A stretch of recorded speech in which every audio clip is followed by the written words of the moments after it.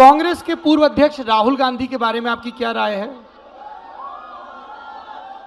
राहुल गांधी अपने बेस्ट संस्करण लगातार बन रहे हैं। पहले की तुलना में वो बहुत बेहतर हुए हैं और बेहतर हो रहे हैं। 2024 में तो मुझे संभावना नजर नहीं आ रही, लेकिन 29 में हो सकता है कि वो एक बड़े दावेदार हों, और अगर होंगे तो अच्छा है। हम क्यों मान के चलें कि एक ही पार्टी हमेशा देश चलाएगी? अलग अलग नेता, अच्छे नेता आए पॉलिटिक्स में, देश को संभालें, इसमें क्या बुरी बात है? संभालना चाहिए जी। एक इल्जाम भी लगता है विकास दिव्यकीर्ति जी, इल्जाम। हाँ, मैं आ रहा हूं। ठीक है भाई, आप जनता पूछ रही है, आप उत्तर प्रदेश के मुख्यमंत्री योगी आदित्यनाथ पर अपनी प्रतिक्रिया बता दीजिए। जब योगी जी को सीएम बनाने का फैसला हो रहा था, उस समय 2-3 उम्मीदवार थे और मैं दिल से चाहता था कि योगी जी सीएम ना बने।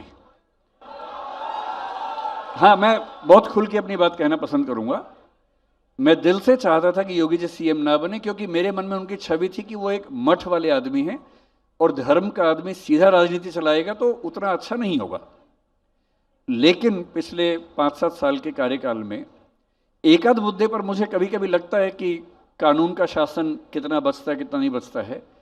लेकिन परफॉर्मेंस पे देखूं तो मैं कहूंगा कि वो एक शानदार मुख्यमंत्री हैं, ये कहने में मुझे कोई आपत्ति नहीं है। अब उत्तर प्रदेश तक पहुंच गए हैं तो बिहार का रुख कर लेते हैं। बिहार के दो बड़े और चर्चित नेता, मैं उन दोनों पर आपकी प्रतिक्रिया जानना चाहूंगा। पहले लालू प्रसाद यादव। इन्होंने मेरी सुपारी ली है मुझे लगता है और आज ये मुझे मरवा के मानेंगे। अरे नहीं।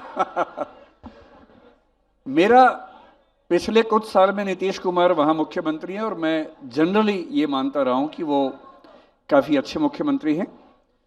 नए लोगों में तेजस्वी यादव से मुझे काफी उम्मीद है और मुझे लगता है कि वो जो लालू जी के समय की बातें थी कि जंगल राज होगा, वो सब होगा। इस बार जब ये पार्टी सरकार में आई तो मुझे चिंता थी, लेकिन मैंने देखा कि पिछले कुछ महीनों के शासन में उन्होंने बहुत ताकत लगाई है कि वो छवि फिर से ना बन जाए। और अगर तेजस्वी यादव उन गलतियों से मुक्ति के साथ मुख्यमंत्री बनने के रास्ते पर हैं तो मेरा ख्याल है कि बिहार के भविष्य के लिए वो एक अच्छे नेता साबित होंगे। जी, मैं ये आखिरी प्रश्न है इस सत्र का।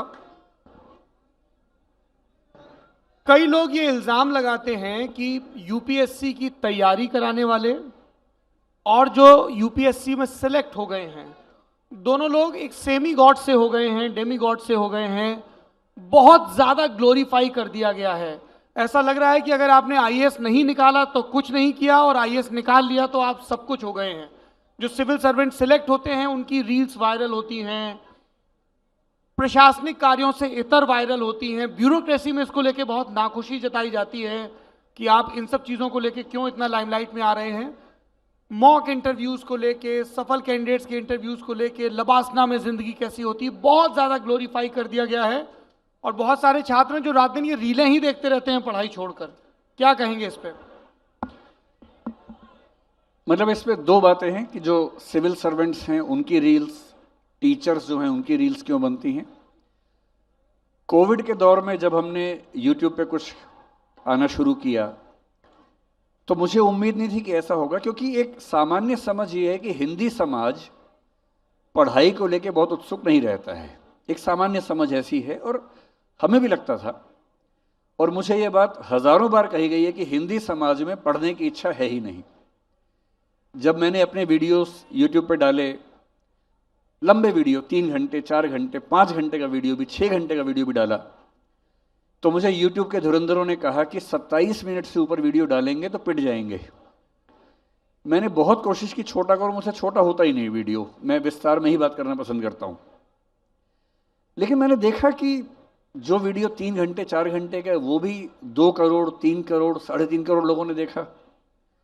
तो मैं एक बात तो आपसे कहना चाहता हूं कि पिछले 3 साल में मेरी धारणा ये बन गई है कि हिंदी का समाज भी ज्ञान का, समझ का, पढ़ाई का उतना ही भूखा है जितना कोई भी सभ्य समाज होता है।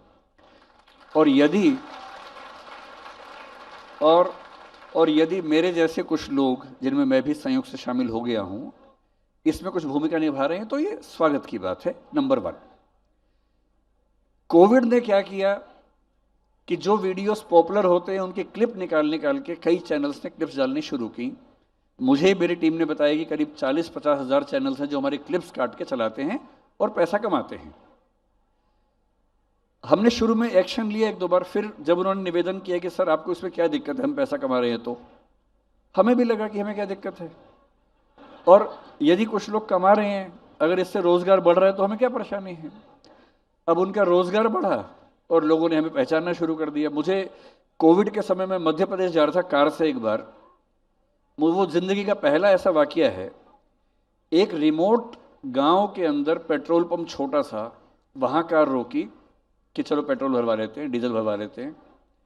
वहां में उतरा, वॉशरूम गया, और वॉशरूम में साथ में खड़ा हुआ व्यक्ति कह रहा है आप विकास सर हैं?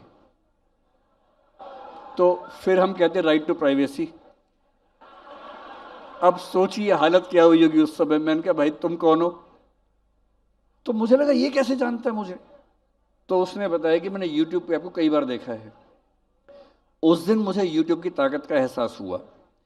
लेकिन 1 साल पहले तक केवल YouTube में UPSC एस्पिरेंट्स ही जनरली मुझे जानते थे, और ये जो मुझे कह रहे हैं कि आरोप लगता है, उस आरोप की असली भागीदार यही हैं। ये पहले व्यक्ति हैं जिन्होंने मुझे उस सुरंग से बाहर निकाल के एक इंटरव्यू लिया ललन टॉप पे। मैं बहुत अंतर्मुखी आदमी हूँ, बहुत इंट्रोवर्ट हूँ। पिछले साल यहाँ भी नहीं आया था इसी अंतर्मुखी होने की वजह से। इन्होंने कहा कि आपको एक इंटरव्यू देना है हमारे ललन टॉप पे। वो मेरी ज़िंदगी का पहला इंटरव्यू था। उसके बाद तो फिर अब आप जानते हैं, जब लोगों ने देखा तो पहचानना शुरू किया। ये बात सही है, और मुझे लगता है कि अगर टीचर्स को लोग सम्मान देने लग गए हैं इस चक्कर में, तो इसमें बुरा क्या है? पढ़ाई लिखाई की कीमत बढ़ रही है तो इसमें बुरा क्या है? ठीक ही है भाई। एक समाज की पहचान इस बात से होती है कि वो अपने नायकों में किन को रखता है। हम क्यों मान के चले कि तेज बॉल को जोर से बैट मारने वाला ही नायक है, एक बॉल को लात मार के गोल करने वाला ही नायक है, और एक रोल को एक्टिंग करके जी लेने वाला ही नायक है समाज का। समाज के नायक सैनिक क्यों नहीं है? समाज के नायक अध्यापक क्यों नहीं है? समाज के नायक वो क्यों नहीं है जो हम सबके घरों की सफाई करने के लिए सीवर के अंदर उतरते हैं? तो हमें किसी भी देश का स्तर इस बात से तय होता है कि वो समाज किसको नायक मानता है। मैं टीचरों में इसलिए नहीं कह रहा हूं, किसी भी समाज में अगर टीचर का सम्मान बढ़ता है तो समाज के लिए फायदे की बात है, इसमें बुरी बात क्या है? अच्छा है।